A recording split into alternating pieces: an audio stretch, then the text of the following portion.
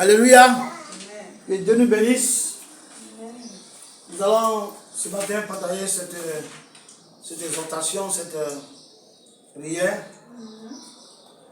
Nous allons vraiment demander à Dieu de nous disposer à comprendre cette exhortation. Ce matin, nous voulons partager, je veux qu'on partage ce thème-là qui est la volonté de Dieu. Amen. Amen. La volonté de Dieu. La volonté, ça veut dire quoi? Ce que Dieu veut. Amen.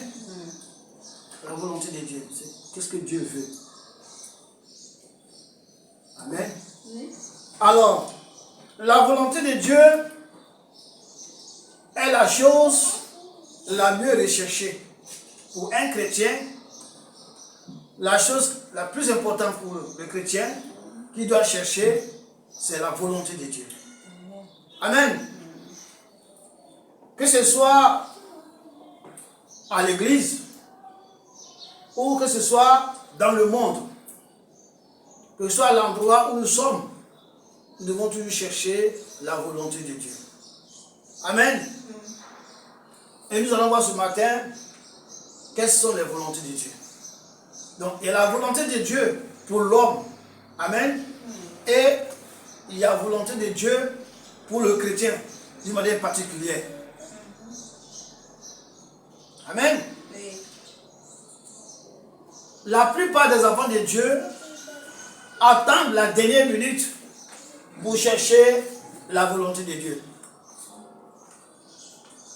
Ils attendent la dernière minute pour chercher la volonté de Dieu.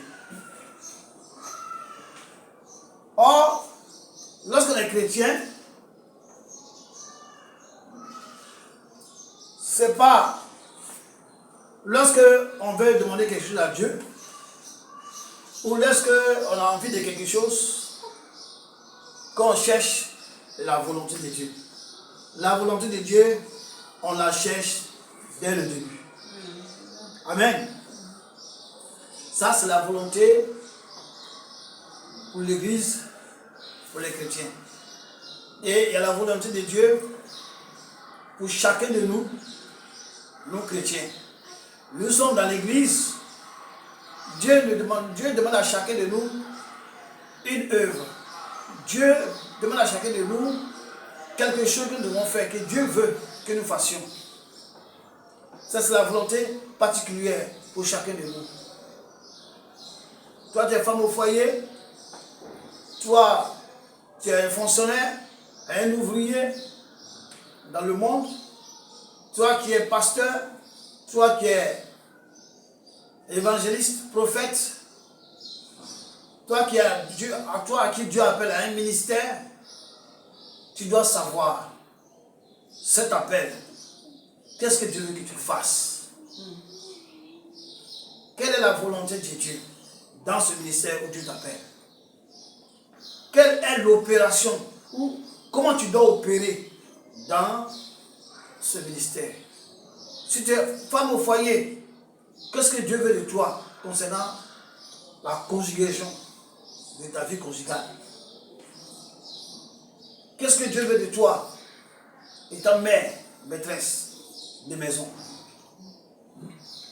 Toi qui travailles dans une fonction, à la fonction publique, toi qui travailles dans le privé, quelle est la volonté particulière de Dieu pour toi? Qu'est-ce que Dieu veut que tu fasses étant devenu chrétien? Qu'est-ce que Dieu veut que tu fasses? Et ça, tu ne peux pas le savoir si Dieu ne te l'a pas dit. Tu ne peux pas le savoir si Dieu ne te l'a pas révélé. Tu ne peux pas connaître la volonté de Dieu sans que Dieu ne te le dise. Amen. C'est pour ça que nous allons lire Matthieu 7, 21 à 23. Matthieu 7, 21 à 23. Je vais lire la parole. Souvent, nous connaissons déjà ce verset, mais on dit le plus souvent que la répétition est pédagogique. Amen. Matthieu 7, 21 à 23. Ceux qui me disent, Seigneur, Seigneur, n'entreront pas tous dans le royaume des cieux, mais celui-là seul qui fait la volonté de mon Père qui est dans les cieux. Celui-là qui fait la volonté de mon Père qui est dans les cieux. Plusieurs me diront en ce jour-là, Seigneur, Seigneur, n'avons-nous pas prophétisé par ton nom? N'avons-nous pas chassé des démons par ton nom? Et n'avons-nous pas fait des miracles par ton nom? Alors, je leur dirai ouvertement, je ne vous ai jamais connu. Retirez-vous de moi, vous qui commettez l'iniquité. L'iniquité, c'est l'injustice. Amen. Vous qui commettez des choses qui sont injustes devant Dieu. Vous qui faites des choses qui sont mauvaises ou contraires à ce que Dieu veut que vous fassiez. Amen. Donc, comme je le disais, chacun de nous a une volonté. Nous sommes tous des serviteurs, des servantes, des ouvriers, des ouvrières de Dieu, de l'œuvre de Dieu. Mais étant ouvrier ou étant ouvrière, qu'est-ce que Dieu veut que tu fasses? Quelle pierre tu vas apporter à l'édification du corps de Christ? Qu'est-ce que tu dois faire dans le corps de Christ?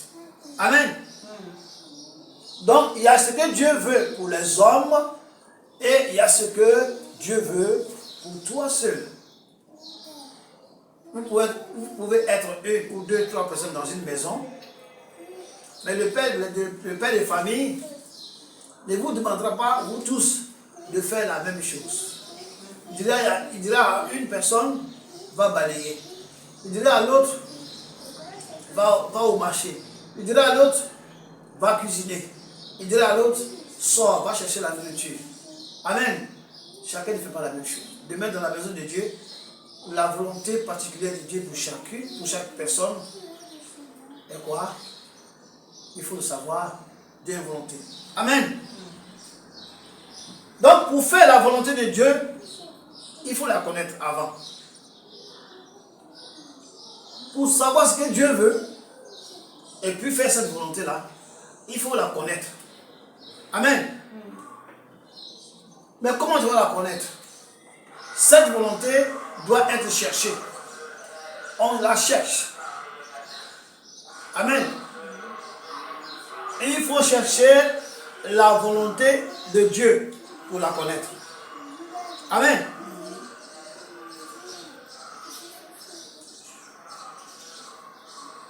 Quand, dès le commencement, dès le premier jour où tu deviens chrétien, dès le premier jour où tu reçois le baptême, tu deviens chrétien, tu es né de nouveau, ce jour-là, tu dois commencer à demander à Dieu la volonté de Dieu pour ta vie, la volonté de Dieu pour son œuvre. Qu'est-ce que tu dois faire? Qu'est-ce que tu dois accomplir? Personne n'est dans la maison de Dieu pour croiser les bras. Personne n'est dans l'assemblée de Dieu pour croiser les bras. Chacun a quelque chose à faire.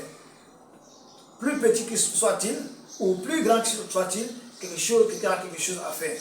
Amen. C'est pourquoi la volonté de Dieu doit être cherchée dès le premier jour qu'on le rencontre. Dès que tu rencontres le Seigneur. Tu ne peux pas être chrétien si tu n'as pas rencontré le Seigneur. Ce n'est pas que tu vas voir le Seigneur en chair et en os comme au temps des apôtres, où ils ont vu le Seigneur. Non. Connaître le Seigneur, c'est de rentrer dans sa communion. Tu ne peux pas connaître le Seigneur, tu ne peux pas connaître la volonté de Dieu lorsque tu es loin de lui.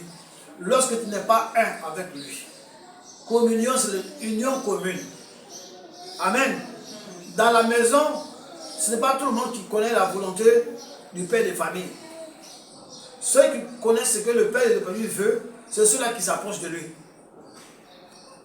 Ceux qui veulent connaître ce que le père de famille veut que tu fasses, qu'il fasse, ce sont ces gens-là, ces personnes qui s'approchent du père de famille. De même, pour connaître la volonté de Dieu, pour connaître la volonté de Christ, il faut s'approcher, chercher à sa rencontre, chercher à être proche de lui, chercher à être un avec lui. Amen. La volonté de Dieu, c'est la parole de Dieu. La volonté de Dieu, est sa parole.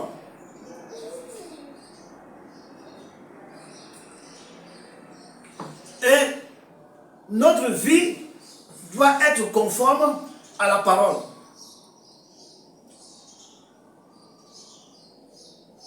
Notre vie doit être conforme à la parole qui est la volonté de Dieu. Donc la volonté de Dieu qui est sa parole, pour que devant les obstacles, nous puissions accomplir cette parole. Nous puissions utiliser cette parole. Nous puissions faire ce que la parole de Dieu fait dans chaque circonstance, dans chaque obstacle.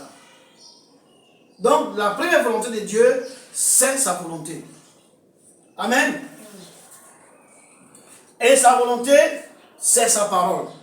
Vous comprenez? Notre vie de tous les jours doit être la volonté de Dieu. Qu'est-ce que ça veut dire? Notre vie de tous les jours est d'appliquer la volonté, la parole de Dieu. Donc notre vie de tous les jours est d'appliquer la parole de Dieu. Amen. L'appliquer à notre vie. Ce n'est pas de voir dans la vie des personnes, dans la vie de certains ou d'autres personnes, on dit que telle personne, la parole a dit ça, mais regarde comment elle vit. Non, ce n'est pas ça qui est ton problème. Ce n'est pas ça que Dieu demande.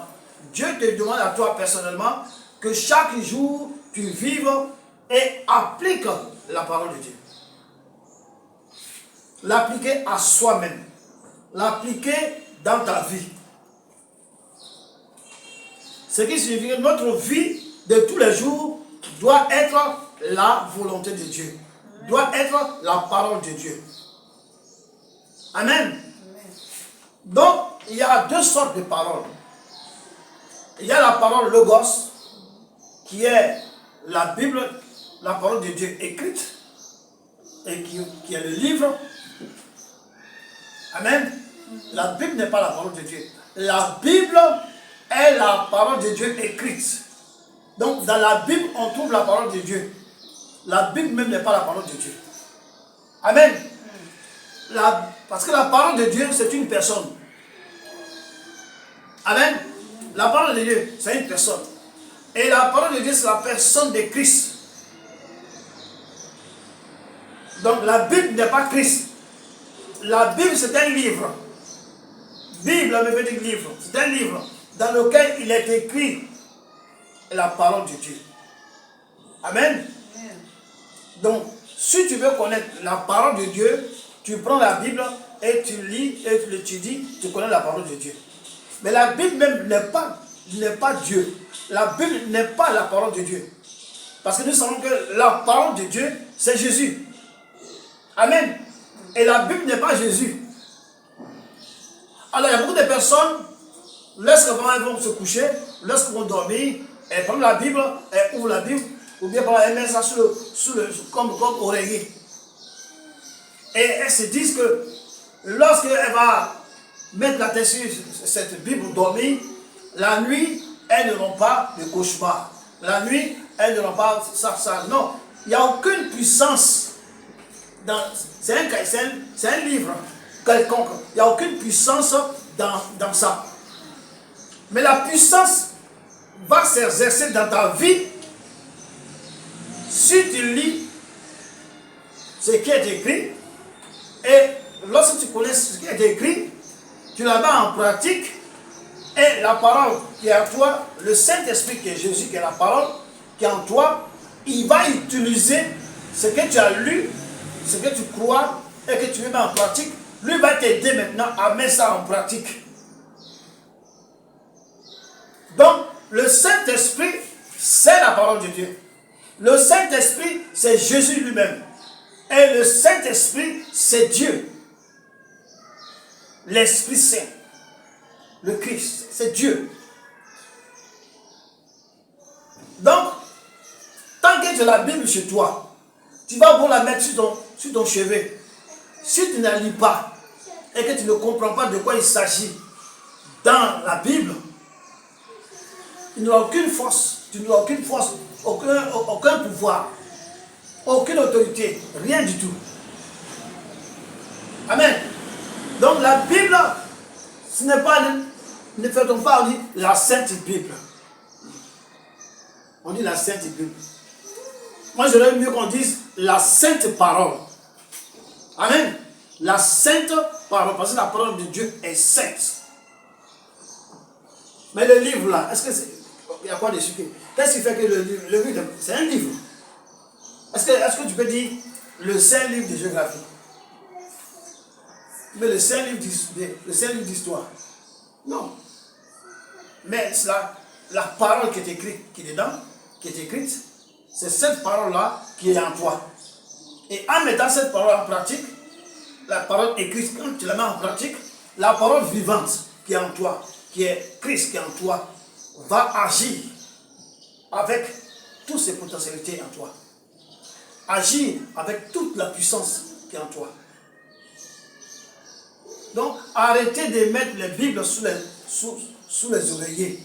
Mais au contraire, il faut la lire, il faut la méditer. Dieu a dit ça dans Josué 1, quoi? 1, Josué 1, 8, je crois. Il dit, médite ce livre. Amen. Nuit et jour. On va lire ça. Je veux qu'on lise les mots, mot par mot. Dans Josué. Voilà. Josué 1, 8. Qu'est-ce que ce livre de la loi? On a dit quoi? Livre. Amen. C'est le livre. Pourquoi? Parce que dans le livre, il y a là. Il y a quoi dans le livre? La loi. La Bible, le mot Bible, quoi c'est anglais, ça veut dire livre. Donc dans ce livre-là, il y a quoi? La parole de Dieu. Il y a la loi de Dieu. Donc il dit que ce livre de la loi ne s'éloigne point de ta bouche.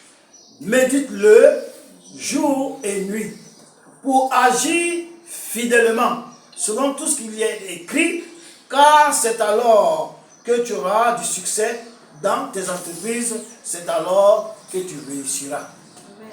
Donc tant que le livre est là, tant que la Bible est là, elle est avec toi dans la maison, elle est dans la bibliothèque, elle est au chevet de lit, elle est au salon, elle est dans ta voiture. Si tu ne la lis pas, si tu ne la médites pas, et que tu ne mets pas en pratique ce que tu as lu, il n'y a pas de réussite. Amen. Amen. Tu n'auras pas de réussite. Tu n'auras pas de succès dans tes entreprises. Pourquoi? Parce que dans la parole de Dieu, dans la loi de Dieu, Dieu a tout écrit dans la Bible, tout est écrit dans la Bible pour réussir, pour être protégé, pour être conquérant, pour être vainqueur. Tout est écrit dedans. Lorsque tu lis cela, et que tu mets cela en pratique, alors Jésus qui est en toi va t'aider, va t'accompagner, va te protéger, va te guider à réussir dans toutes tes entreprises. Amen. Mais ce n'est pas de prendre la Bible, tu mets ça sur toi, tu te promènes avec ça, et Dieu te protège. Non. La Bible n'est pas Dieu. La Bible, c'est un livre dans lequel est écrit les paroles de Dieu. Et les paroles doivent être sues, doivent être lues, doivent être méditées, doivent être mises en nous. Et Dieu qui est en nous va utiliser la parole pour la mettre en pratique. La Bible dit dans Jérémie 1,12 que Dieu veille sur sa parole pour faire quoi? Pour l'accomplir. Mais là, si toi tu n'as pas la parole en toi, il va accomplir quoi? Il va accomplir quoi? Rien du tout. Amen. Amen. Donc, ça c'est ça qu'on appelle la volonté logos. Il y a la volonté rema. La volonté particulière pour toi seul. Le matin, tu te lèves, tu viens aller marcher à 8 heures. Dieu dit non, attends 10 heures. Et ça veut dire que tous les chrétiens ce jour-là vont attendre 10 heures? Non. C'est ce que Dieu veut que tu fasses ce jour-là. Aujourd'hui, tu te lèves, tu es assis à table, tu prends ton déjeuner, le Seigneur dit non, aujourd'hui ne mange pas. Il faut jeûner. Prie, tant. Et ça dit que tous les chrétiens du monde entier ce jour-là doivent jeûner? Non. Ça, c'est ce que Dieu veut que tu fasses ce jour-là. Toi seul particulièrement. C'est ton réma. C'est ta parole, la volonté de Dieu pour toi seul. Amen. Donc il y a la volonté particulière, pardon. Il y a la volonté totale, générale, pour tout le monde. La loi de Dieu qu'il a mis dans le livre. Tu dois lire ça et mettre ça en pratique. Ça, c'est ce que Dieu veut pour tout le monde. Mais il y a ce que Dieu veut pour toi seul. Amen. Et comment le savoir? Il faut demander à Dieu. Amen. Donc, qu'est-ce que la volonté de Dieu? Généralement, qu'est-ce que la volonté de Dieu? On va lire Psaume 40. Amen.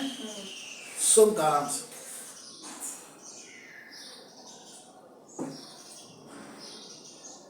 Verset 9 à 11. Psaume 40. Verset 9 à 11. J'ai dit la parole. Je veux faire ta volonté, mon Dieu. Et ta loi est au fond de mon cœur. Amen. J'annonce la justice dans la grande assemblée. Voici, je ne ferme pas mes lèvres, Éternel, tu le sais. Je ne retiens pas mon cœur. Ne retiens pas dans mon cœur ta justice. Je publie ta vérité et ton salut. Je ne cache point ta bonté et ta fidélité dans la grande assemblée. Amen. Comment tu peux faire la volonté de Dieu? C'est ce qu'il a dit ici. Il dit que je veux faire ta volonté, mon Dieu. Donc il veut faire la volonté. Maintenant, pour faire la volonté, qu'est-ce qu'il doit faire? Amen. Qu'est-ce qu'il doit faire? Et ta loi est au fond de mon cœur. Donc, la parole de Dieu écrite dans le livre, il l'a mis au fond de son cœur. Il a mis cette parole-là au fond de son cœur. Donc, il lit la parole, il la médite, il lit la loi, il la médite et il la met au fond de son cœur. Qu'est-ce que ça veut dire mettre au fond du cœur? Ça veut dire retenir la parole dans le cœur. Est-ce que quand tu lis un journal, est-ce que tu mets le journal tous les jours dans ton cœur? Mais Dieu dit, il dit, je mets ta parole dans mon cœur. Ça veut dire, il la médite, il apprend la parole et il la retient dans son cœur. Pourquoi il fait cela? Pour faire la volonté de Dieu. Amen. Pour faire la volonté de Dieu. Maintenant, quelle est la volonté qu'il est en train de faire? Lui, maintenant, il décrit la volonté qu'il vit. J'annonce la justice dans la grande assemblée. Donc, il annonce la justice, la parole de Dieu. Il annonce la parole de Dieu dans la grande assemblée. Amen. Et qu'est-ce qu'il fait encore? Il dit, je ne ferme pas mes lèvres, tu le sais, Éternel. Donc, il dit qu'il ne ferme pas sa bouche. La volonté qu'il connaît et qu'il a mis dans son cœur, cette volonté-là, il ne ferme pas sa bouche pour qu'elle reste enfermée dans son cœur. Vous comprenez? Il ne ferme pas la bouche pour qu'elle reste enfermée dans son cœur. Qu'est-ce qu'il fait? Il dit aussi, je ne retiens pas dans mon cœur ta justice. Donc, la justice, la loi de Dieu, tout ce qu'il a retenu dans son cœur, il dit qu'il ne ferme pas la bouche pour que ça reste fermé dedans, ne soit pas. Amen. Pour que ça reste, ça ne soit pas. Qu'est-ce qu'il fait? On va lire, qu'est-ce qu'il fait? Je publie, quoi? Ta vérité et ton salut. Je publie, c'est-à-dire que j'annonce, je révèle, je dis ta vérité et ton salut. C'est quoi la vérité? Aujourd'hui, nous qui sommes dans la nouvelle alliance, c'est quoi la vérité? La vérité, c'est Christ. Le Bible le dit. Je suis quoi? Je suis le chemin, la vérité. Donc il dit, il publie la vérité. C'est-à-dire qu'il parle de Jésus. Quand publier Jésus, il ne ferme pas sa bouche pour cacher Jésus dans son cœur, mais il sort ce qu'il a lu, qu'il a mis dans son cœur, qu'il a mis dans son cœur, il sort ça dans la grande assemblée, partout, pour publier la vérité, pour publier Jésus. Et en publiant Jésus, qu'est-ce qu'il dit? Il dit que Jésus est le salut. Amen. Il a dit, je suis la vérité, pardon, je suis le chemin, la vérité, la vie, et personne ne vient au Père. C'est pas moi. Donc, il est le salut. Matthieu 11, 28 dit que tous qui sont fatigués, vous tous qui êtes fatigués, amen, venez à moi, je vous donnerai du repos, repos de vos âmes.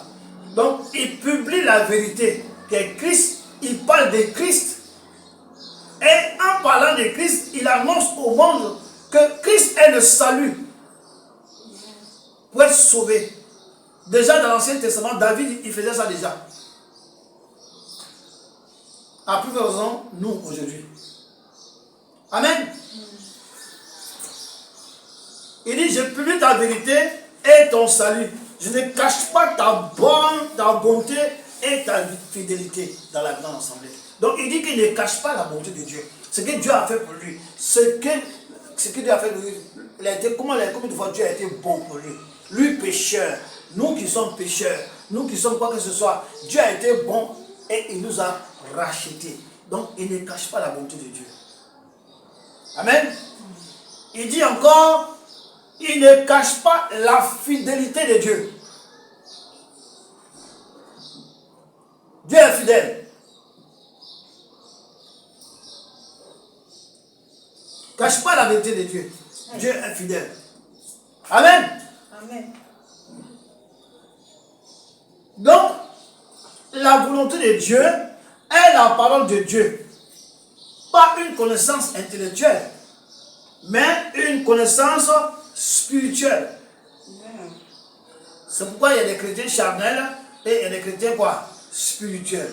Les chrétiens charnels, c'est ceux qui prennent la parole de Dieu et l'appliquent seulement dans la chair. Tout ce qu'ils disent, c'est qu'ils sont charnels. Et il y a les chrétiens spirituels qui ont l'intelligence, le renouvellement de l'intelligence par la parole de Dieu. Ils sont intelligents spirituellement. Or, l'intelligence spirituelle ne suit pas l'intelligence humaine. Amen. Donc, celui qui a la parole de Dieu est conforme à l'Esprit de Dieu.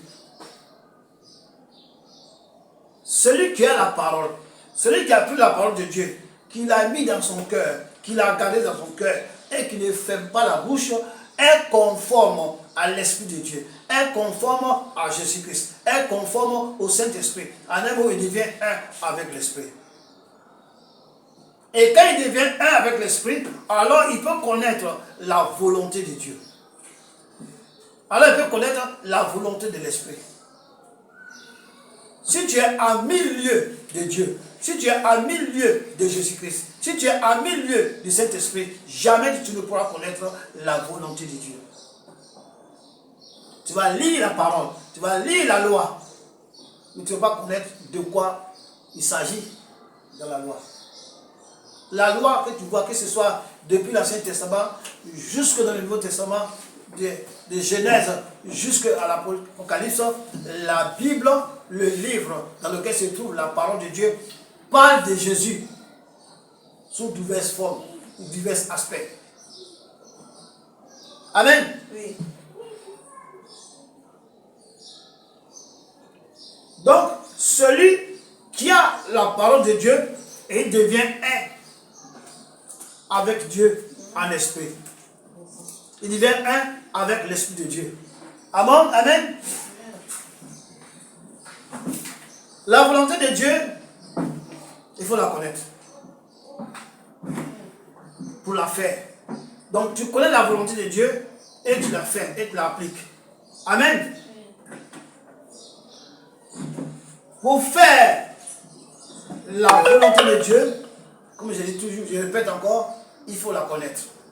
Pour faire la volonté de Dieu, il faut la connaître. Lorsque tu arrives sur un chantier où on bâtit des maisons, où on bâtit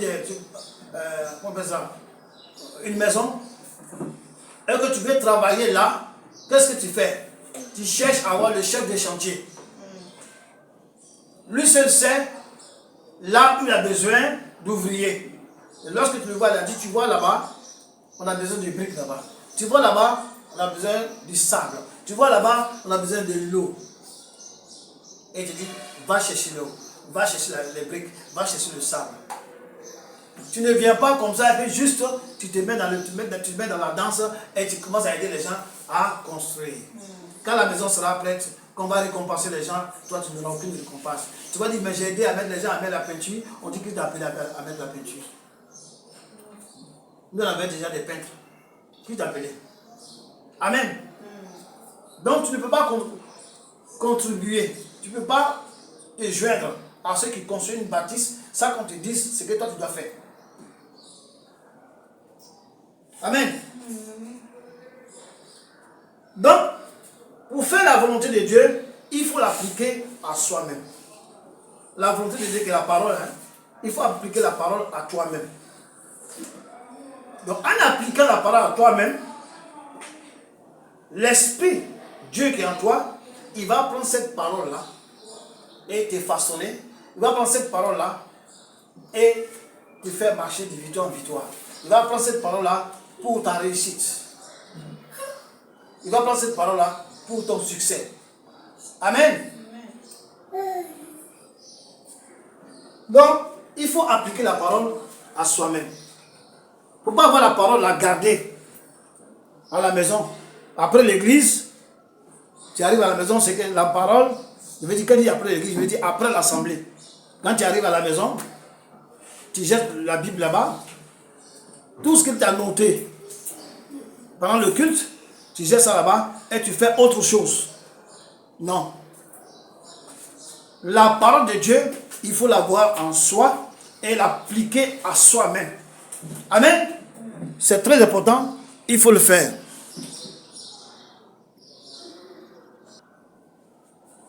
Donc c'est ça. Il faut appliquer la loi à soi-même. C'est très important. Si quelqu'un ne fait pas la volonté de Dieu, il ne peut être frère de Jésus. Amen. Si tu ne fais pas la volonté de Dieu, tu ne peux pas être frère de Jésus. On va lire quoi? Jean. Jean 6, verset 38 à 40. Jean 6. Amen. Jean 6.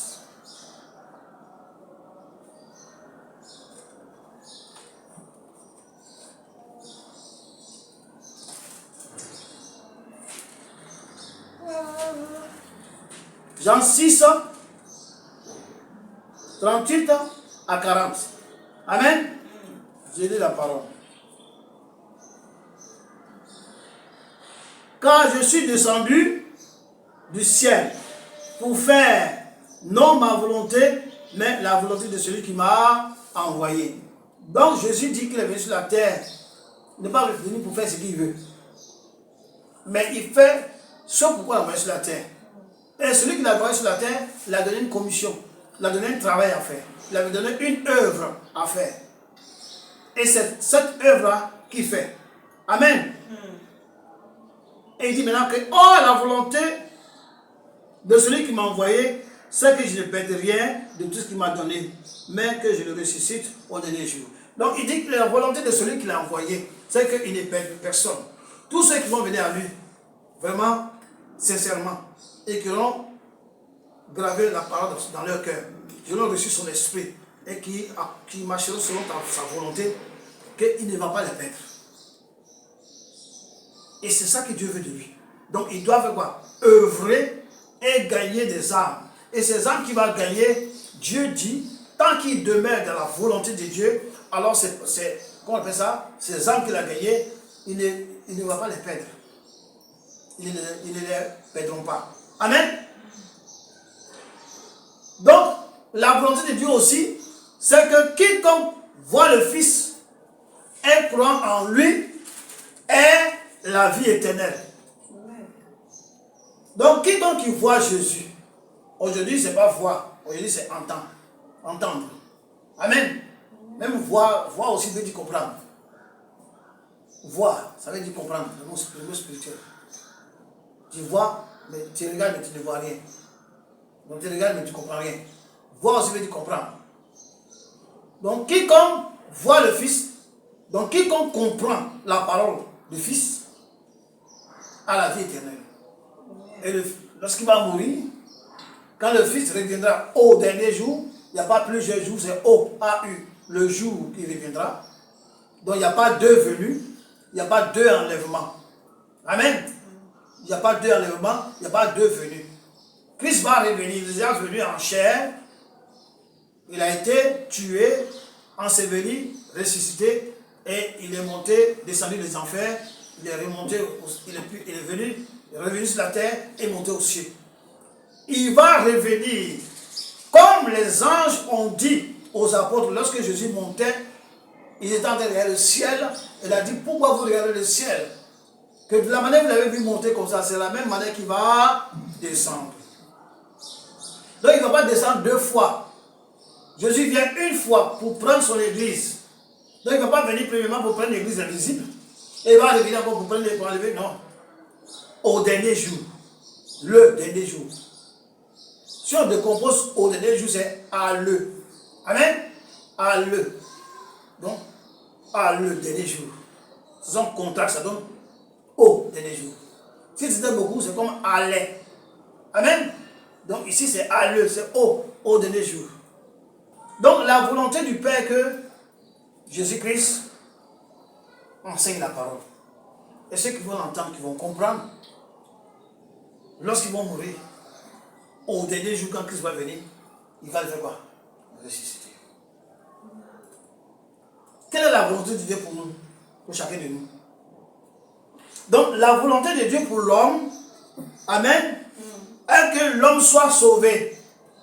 Donc il a envoyé Jésus, il a dit, va sauver les hommes. Va prêcher ma parole. Va donner ton sang. Pour que ceux qui vont croire en toi, qui vont croire à ta mort et à ta résurrection, et qui vont recevoir ton esprit, que ces personnes-là soient sauvées. Amen. Donc la volonté de Dieu pour l'homme, c'est d'être quoi? Sauvé. Amen. Crois en Jésus et tu seras sauvé. Qu'est-ce que veut dire croire en Jésus? Croire en Jésus, qu'est-ce que ça signifie? Amen. Croire en Jésus, aujourd'hui, c'est accepter l'évangile. L'évangile du royaume des cieux. Accepter l'évangile du royaume des cieux. Et accepter, c'est quoi? Accepter, c'est quoi? Accepter, c'est croire. Croire à l'évangile. Qu'est-ce que ça veut dire croire? Croire, c'est tenir pour vrai.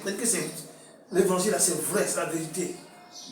Donc, croire à cela, c'est tenir ça pour vrai. Tenir ça pour vérité. Amen. Tenir ça pour vérité réelle. Pas par exemple de dire, oh, peut-être. Non.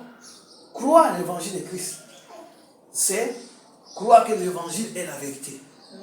Que l'évangile est vrai, véridique. Et que ce qui est écrit, c'est ce qui va se passer. Ce qui est écrit, c'est ce qui va se faire. Ce qui est écrit, c'est ce qui se fait aujourd'hui. Ce sont du croire. Amen. Jésus-Christ a dit dans Jean 3, verset 3, je vais lire ça rapidement. Jean 3, verset 3, c'est Jésus lui a dit.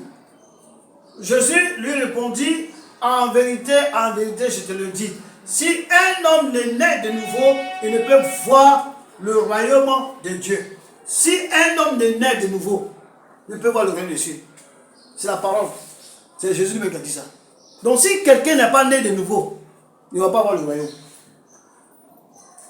Même que tu viens à l'église, que tu payes les dîmes, offrandes, quoi que ce soit, tu ne verras pas Dieu.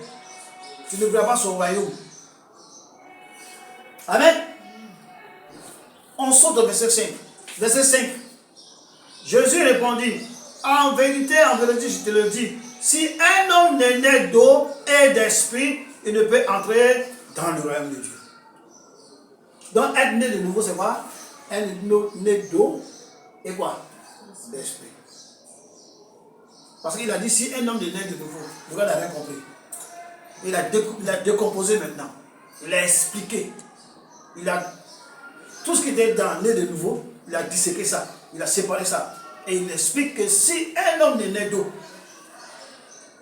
et d'esprit, amen, il ne peut entrer dans le royaume de Dieu. Pourquoi? Naître d'eau, c'est la repentance. Amen. Être né d'esprit, c'est recevoir l'esprit. Avoir l'ADN de Dieu. Ma fille est mon ADN. Elle ne peut pas fuir. Partout dans le monde où elle va partir, si elle dit qu'elle n'est pas ma fille, je dirais d'aller chercher, de faire l'ADN, chercher son ADN. Ils vont trouver mon ADN dans son corps. On va dire, c'est toi qui mens, c'est ton père. Ou alors, c'est toi qui mens, c'est ta fille. Nous, enfants de Dieu, nous avons l'ADN. Nous avons l'esprit de Dieu. Amen. Naître d'eau et naître d'esprit. L'évangile du royaume. On va lire 1 Corinthiens 15, 1 à 4. C'est ça qui est l'évangile. Amen. 1 Corinthiens 15. 1 Corinthiens 15, 1 à 14. C'est la parole de Dieu. Je vous rappelle, frères, l'évangile que je vous ai annoncé, que vous avez reçu, dans lequel vous avez persévéré, et par lequel vous êtes sauvés. Donc c'est l'évangile qui fait quoi? Qui sauve. Si vous le retenez tel que je vous l'ai enseigné, tel que je vous l'ai annoncé, autrement, vous aurez cru en vain. Donc, si vous croyez à l'évangile, mais si vous ne la recevez pas comme il l'a enseigné, pour dire que si l'évangile qu'il a enseigné, si les gens ne reçoivent pas tel qu'il a enseigné, et qu'ils croient seulement, ils croient en vain. Donc, il doit croire à ce que Paul a annoncé. Et qu'est-ce que Paul a annoncé? Paul a annoncé Christ. Amen. On descend. Donc, selon les Écritures, Christ est mort pour nos péchés. Selon les Écritures. Qu'il a été enseveli. Et qu'il est ressuscité le 3e jour. Donc, Christ est mort, enseveli, ressuscité le 3e jour. Selon quoi? Les Écritures. Il dit que si on croit en Dieu, sans croire en cela qu'il a enseigné, la mort, l'ensevelissement, la résurrection de Christ, si tu ne crois pas à cela, tu n'es pas sauvé.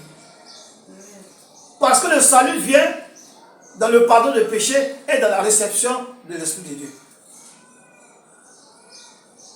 Donc si tu ne crois pas que Christ est mort, ce n'est pas la peine. D'ailleurs, son sacrifice ne servait à rien. Il est mort en vain pour toi dans ta vie. Christ est mort en vain. Maintenant, si tu ne crois pas que Christ est mort, comme par exemple les musulmans, ils ne croient pas à cela que Jésus-Christ est mort. Si tu ne crois pas que Christ est mort, ce n'est pas la peine. Parce que si tu ne crois pas qu'il est mort, c'est que tu renies ses souffrances, tu renies la souffrance, tu renies toutes ces choses qu'il a souffert sous la croix, les maîtrisures qu'il a reçues pour que toi tu sois sauvé. Si tu ne crois pas au salut, c'est-à-dire que tu renonces à tout cela. Tu renonces à tout cela, tu ne crois pas à tout cela. Dès l'instant que tu ne crois pas que Christ est mort à la croix, qu'il a été enseveli, si tu ne crois pas à ça, inutile de venir à l'église. Tu perds ton temps. Si tu ne crois pas aussi qu'il a été ressuscité, tu perds ton temps. C'est ça que l'évangile. Amen. Et c'est cela que Dieu a demandé à Christ, à Jésus-Christ de faire. De venir mourir. De venir être flagellé, mourir, enseveli et ressuscité. Aller même dans les profondeurs de la terre, aller chercher les saints qui sont là-bas. Amen.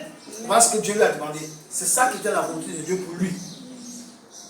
Maintenant, nous, quelle est la volonté de Dieu pour nous, pour chacun de nous? Aujourd'hui, la volonté de Dieu pour le monde, c'est quoi? Que le monde soit sauvé. La volonté de Dieu pour Christ est que Christ vienne mourir à la croix. Être enseveli, aller dans les profondeurs de la terre, 3 jours après, revenir avec les saints qui y sont et monter au ciel. C'était la volonté de Dieu. Et que tout ce qu'il a gagné, de par sa parole, de par sa mort, le sang qui a coulé, que ces personnes-là ne soient pas perdues. Christ a accompli la volonté de Dieu. Parfait, il est parti. Aujourd'hui, nous sommes chrétiens.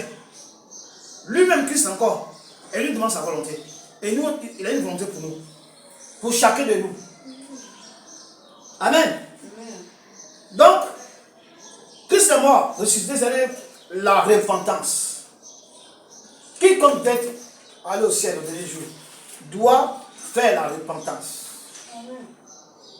S'abandonner à Christ.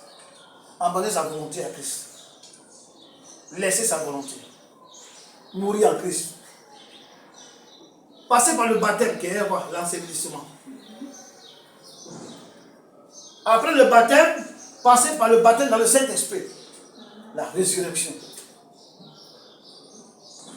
Parce qu'il a dit dans Romains 8, que celui qui n'a pas son esprit, il n'appartient pas. Il faut voir l'esprit de Christ. Amen. La résurrection. Le baptême dans le Saint-Esprit, comme il a dit dans Acte 1, 8. Vous recevez une puissance, n'est-ce pas? Le Saint-Esprit survenant sur vous. Donc, lorsque le Saint-Esprit va survenir sur toi au jour du baptême dans le Saint-Esprit, alors tu vas recevoir une puissance. Alors, tu deviens comme Dieu. La puissance de Dieu est en toi. Tu n'es pas Dieu, mais tu as la puissance de Dieu en toi. Tu deviens petit Dieu, comme les gens disent le plus souvent, petit Dieu. Est-ce qu'il y a Dieu qui est petit, il y a Dieu qui est grand? Dieu c'est Dieu, mais Dieu en nous, c'est tout. Amen. Alléluia. Oh.